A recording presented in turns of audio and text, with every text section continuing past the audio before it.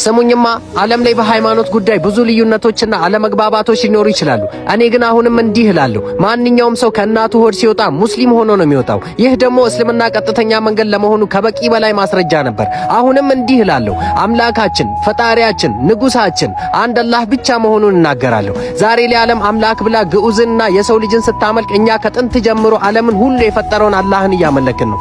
እናም አንድ ነገር ልበላችሁ፣ እኛ ሙስሊሞች ነን። ሃይማኖታችን ደግሞ ኢስላም ነው። ኢስላም ደግሞ ሰላም ነው። ስለዚህ እኛ ባለንበት ሁሉ ሰላም አለ። ሰላማችሁ ይብዛ። ለአላህ ብዬ ይሲንጃለዳ። ስሙኝማ ኢየሱስ ይወድሃል አሉኝ። ታውቃላችሁ እኔም እወደዋለሁ፣ ምክንያቱም የአላህ መልእክተኛና ባሪያ ስለሆነ።